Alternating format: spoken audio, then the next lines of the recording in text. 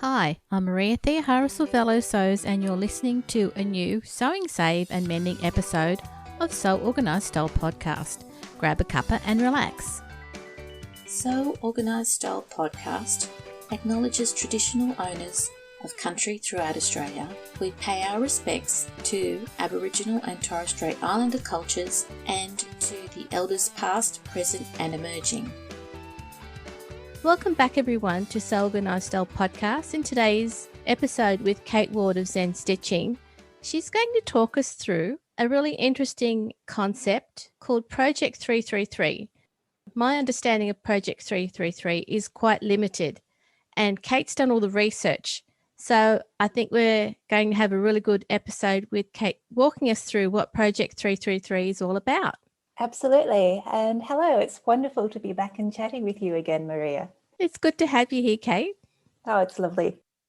Project 333, it's something that I'd been aware of for a while, following on from our conversation where I was discussing how many pairs of jeans that I had, and I was totally amazed, a little bit embarrassed that I had so many pairs. I'm like, right, that's it. Time to implement this Project 333. Mm-hmm. For those of you who don't know what Project 333 is, it's a concept that's been put together by a lady, Courtney Carver. I believe she's Canadian. And a couple of years ago, probably more like 10 or 15 now, she was diagnosed with multiple sclerosis. And she was the type of person who lives kind of like a normal lifestyle, I guess you could say, where there's always something to do. There's always, you're rushing from one thing to the next. You're buying things and just kind of living a normal lifestyle. And she realized through this diagnosis that she wanted to try and fix herself. And one of the contributors was the stress in her life, the stress of work, the stress of daily living, I guess you could say. And so she started on this project. I think it was called Be More with Less. That's definitely her web address. And she started realizing that when she mindfully practiced this Be More with Less, she felt better. And this led to her doing a project where she decided to put away all her clothes, all her shoes, everything, pack them all away in a box with the exception of 33 items. And so it meant that she had to be very mindful about what she selected, what she thought she would wear, and then she did this experiment where she saw what it was like to wear these 33 items for 3 months. So to kind of go into some of the nitty-gritty of it, it's not everything you entirely own. It's kind of more your day-to-day clothes. Things that it doesn't include are things like what you wear to bed, underwear, at-home loungewear, and workout clothes. So, kind of those kind of things. But just if you remove those from your closet, then what you have left, you then have to be very selective of in choosing these 33 items. So she did this project and she found that she had such beneficial results to her health and her lifestyle. And, this was something that had such a flow-on effect. I think she found it affected her budget and finances in a positive way, right through to her eating habits. And so it was really not just related to one part of her life, but it kind of began to encompass her whole lifestyle. I thought, well, this sounds like a pretty good idea. It also sounds very daunting. How could you possibly live with 33 items of clothes? I agree with you. And I thought, well, being the owner of 8 pairs of jeans, I think this is definitely time for me to try this out. And so I did. I decided, I think it was October or November of last year. Yeah. For me, that was leading into the snowy season, the winter season. And I thought, well, how am I going to do this? And what is the experience going to be like? I'd already been mindfully shopping leading up to this event, in the sense that when I did buy something, I started to have a criteria of clothes that I wanted to buy. So I wanted them to be made 100% of natural fibers, and I was being quite selective on the clothes that I bought. I wanted them to be well made so that they would last a long time. So this was kind of like the starting point to going down this rabbit hole. So the first things first, I could put away all of my summer clothes. That was the easy part. And then it was kind of putting my clothes into piles so I could figure out how many pairs of jeans or trousers I had, and how many tops I had, and how many long sleeve jumpers I had, and all that kind of stuff. That process took a bit of time, trying to figure out what my favorite things were. You know, you have a lot of favorites. You get very attached to all these things. I was thinking that. Yeah, exactly. And, you know, if you love fashion and you love clothes, then it's a way of expressing yourself. So it's like, oh my goodness, you really have to get quite ruthless on what you want to keep and what can be put away for 3 months. So that was the first step, kind of putting them in piles and then selecting what I wanted to keep out of all of those piles, and then putting the rest in a box and kind of packaging it up and putting it away. That was kind of the first step through doing it. And then the second step is experiencing what it's like to actually have a minimal wardrobe. And it's really quite interesting because I'm still processing it as we go. And this is, I guess, 4 months into the project. But my first experience was being able to open up my closet and see everything. Not only could I see everything, but it looked nice. Like because I'd gone to the effort of buying some nice wooden coat hangers so that I could replace the plastic ones and, you know, start to look after the garments that I had. So I really found myself thinking, oh, I feel like I'm looking at going shopping in an exclusive boutique. It's a couture wardrobe. Yes, absolutely. And I was like, yeah, this is really nice. And so, you know, just this kind of looking at a nice, calm wardrobe was a really nice starting point, and really, I could really appreciate it. And I then found that one of the next things that I really appreciated was that I kind of, through doing the selection process of my clothes, I'd found that I'd kind of pre-thought out my wardrobe. So what that meant was, if I was wearing one particular pair of jeans, I could wear it with this top or this top, or, you know, it sort of made that mix and match wardrobe make a lot more sense. Mm-hmm. And because I didn't have so many clothes to choose from, I had less choice. And whilst that sounds like a negative thing, it was actually really quite freeing. I'm like, oh, great, I've got 2 tops to choose from. So it's either going to be the black one or the grey one. And, you know, that was the decision. That was really interesting because I'd read about how Steve Jobs, you know, he kind of was known for wearing he had a standard uniform almost. You know, he was known for wearing jeans, a turtleneck sweater and a pair of runners, and that was kind of like his wardrobe or his uniform. And I thought, that's really smart. One of the reasons that he cited doing it was because of this concept of decision fatigue, where on average they say that on every person on a daily experience, they think something like, or make something like 34,000 decisions.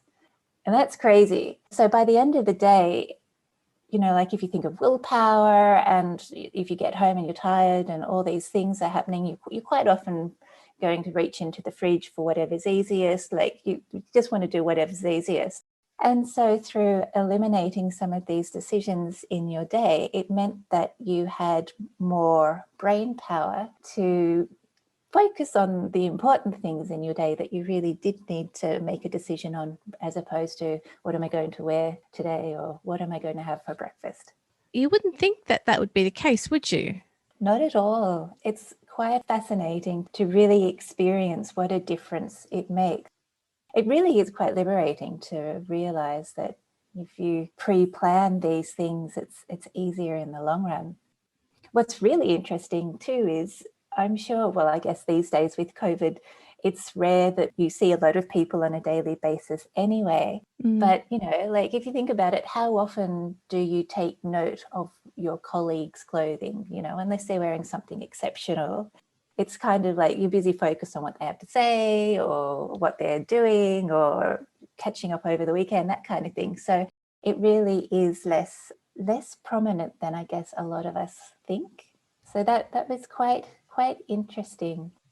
Kate, what was it that you kept in your winter wardrobe? It's a specific season, so that's been a really good way to cull out the rest of your clothing. Mm-hmm. And you've got a really defined winter as opposed to what we have here in Sydney. Do we ever? Yep. Yep. Yep. So what did you do? What did you keep?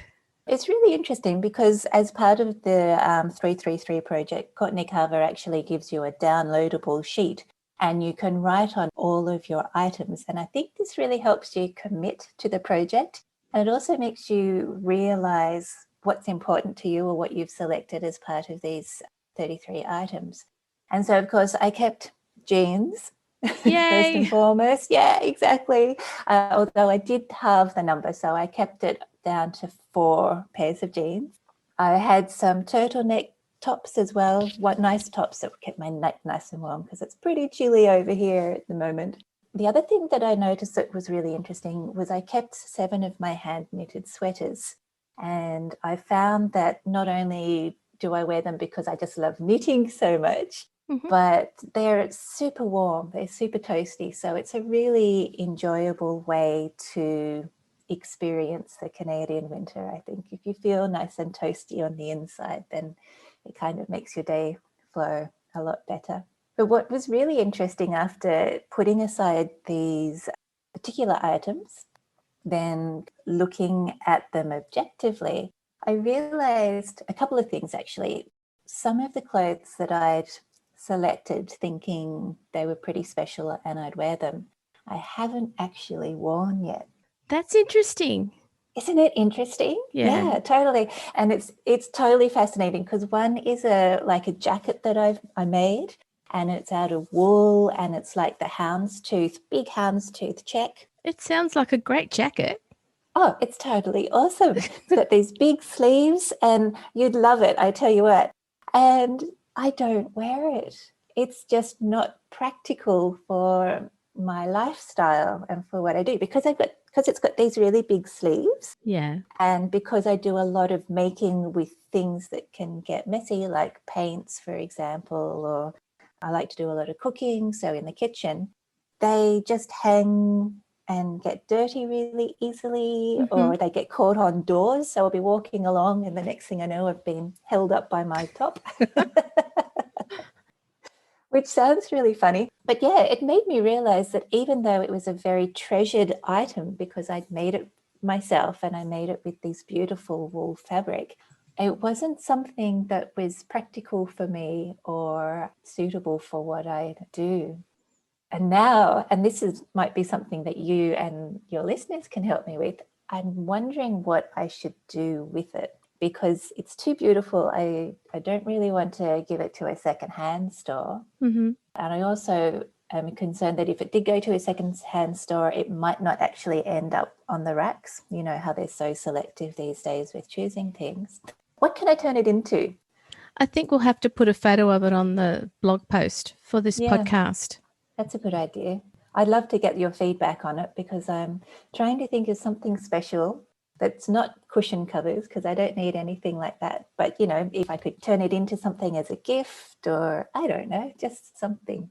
All right. So listeners, here's your turn to give us advice. So to give Kate advice as to what to do with the jacket that she absolutely loves, but is not practical to wear. And she's discovered it through her own experience with her own Project 333 experience. Yeah, that would be lovely. I'd love to hear any comments that you have. We'll definitely try and get some of our listeners and our Instagram followers to give you some advice, and we can follow that up in a future podcast as well.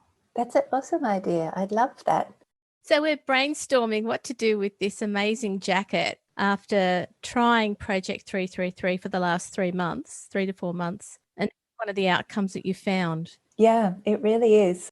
That's one of the realizations that I've come to with this. I have this special item of clothing that I won't wear, and I would like to repurpose it, but it doesn't make sense just to have it in my wardrobe.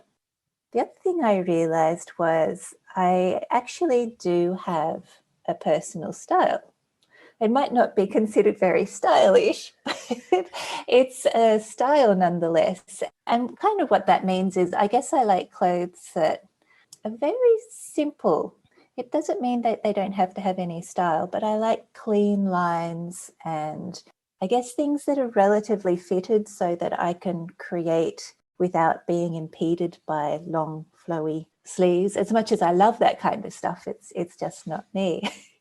And so with that in mind, it means that now when I do go shopping or make my own clothes, I can be very mindful about buying things that I like, but I'll also wear rather than being kind of caught up and swept away with the latest fashions, which are wonderful, but sometimes not all that practical.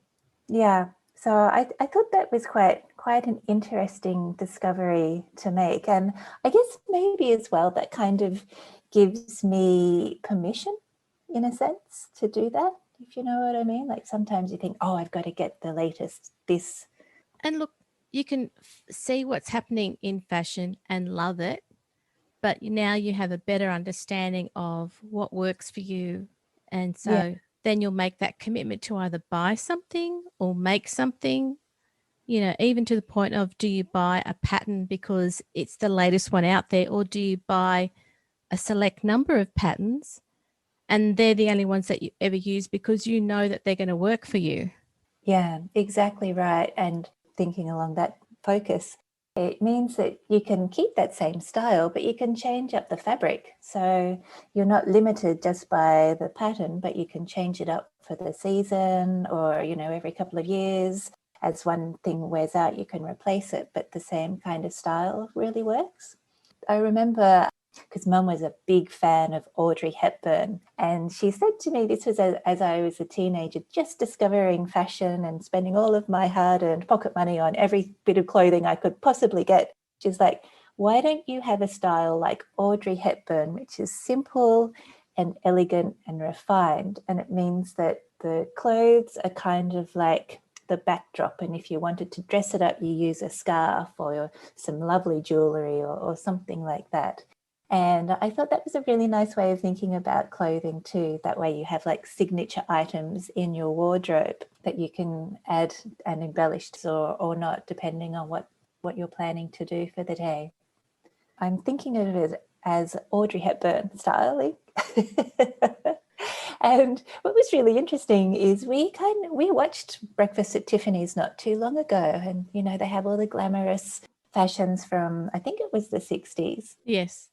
And one of the great things is she has this beautiful, very elegant black cocktail dress. I'm guessing it's because of the era that the movie was made, or whether that was part of the point of the movie. But she wore that same cocktail dress to every event that she went to. She didn't have this changing outfit for every event that she went to. And I really like that kind of philosophy too, where you have one special black dress and that gets worn to all your special outings.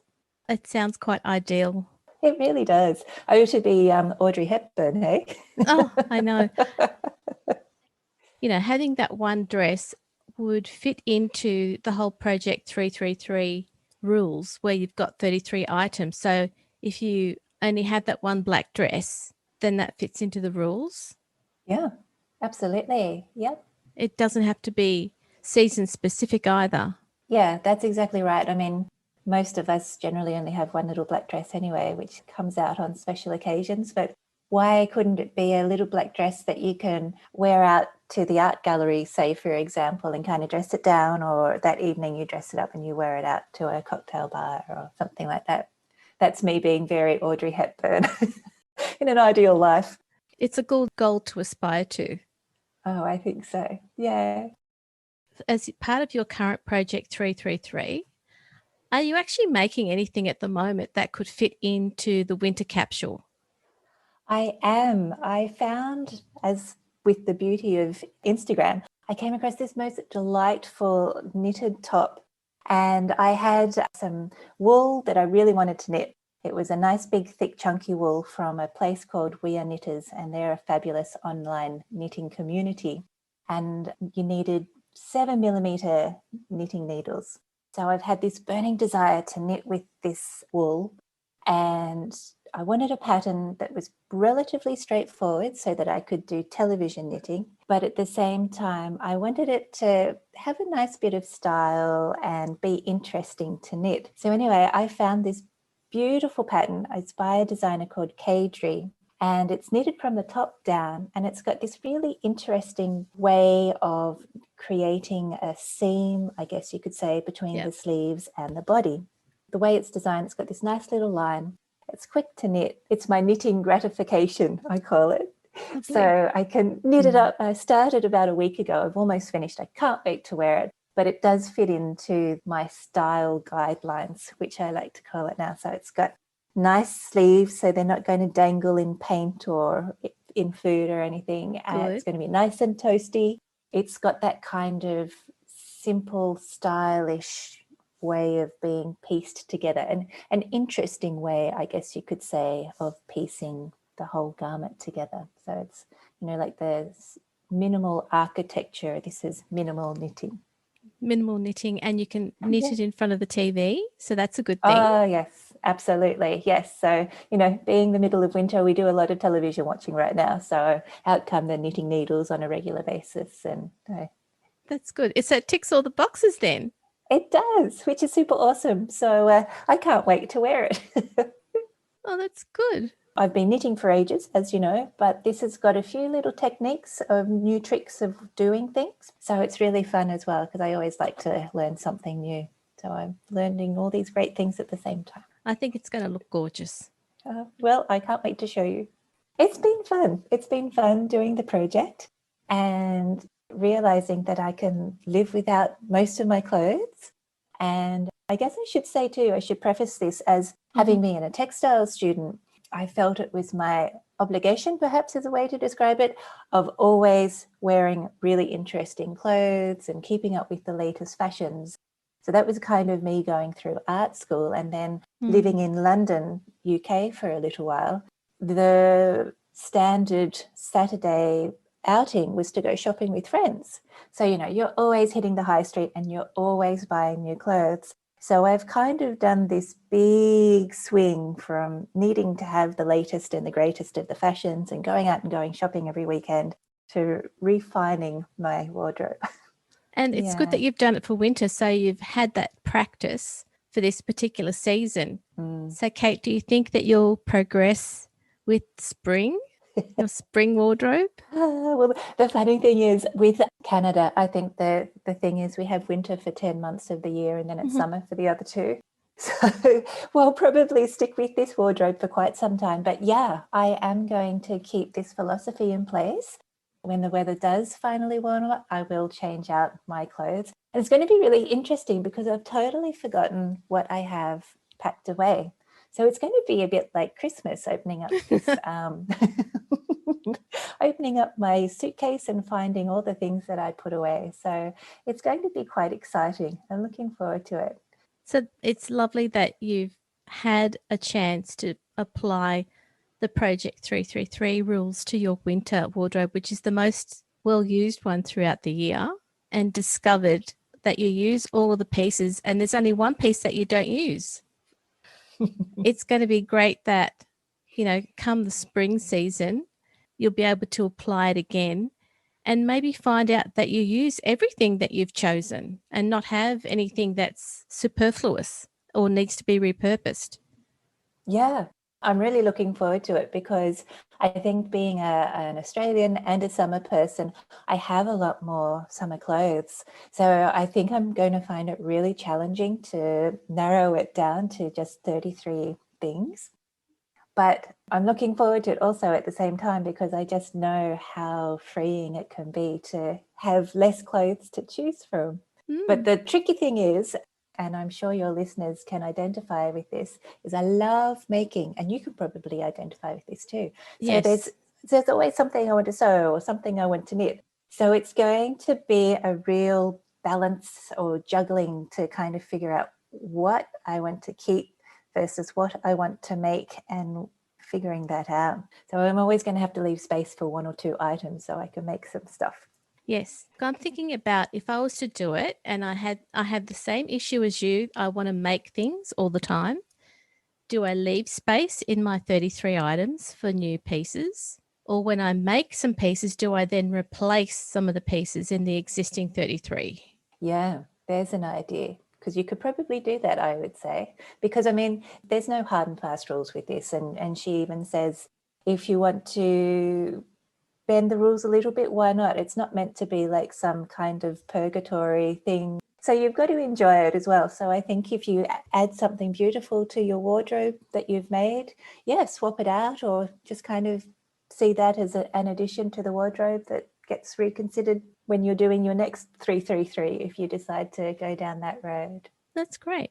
Thanks, Kate, for running us through what Project 333 is and how it's been working out for you for your current winter season. Oh, it's an absolute pleasure. I can't recommend it highly enough. It's lots of fun. I'd love to hear if other people decide to do it, how they experience it as well, because that's all part of the joy, I guess, is sharing these things. So what we'll do is we'll put a photo of your jacket that you'd like listeners to give you some feedback on how to repurpose it, because you never know what they might come up with. Oh, yeah, exactly. That's the power of the community. You get all these great suggestions that you'd never think about otherwise. Yeah. Thank you so much. Oh, it's a pleasure. And have a lovely day, listeners. This mending episode of Sew Organised Style podcast was produced by me, Maria Thea Harris, with permission of Kate, sound by bensound.com. You can hear more from Kate in future Sewing, Save and Mending podcasts. All of Kate's references are on her website at zenstitching.ca, as well as on our website seworganisedstylepodcast.com. You can subscribe to Sew Organised Style Podcast, but with an S, not a Z, on Apple, Spotify, Amazon Music, Google, Stitcher, and anywhere you listen to good podcasts. Post any questions or suggestions on our website at seworganisedstylepodcast.com or on Sew Organised Style Instagram account or on our Facebook page. We look forward to joining you in your sewing room next time. Stay safe, everyone.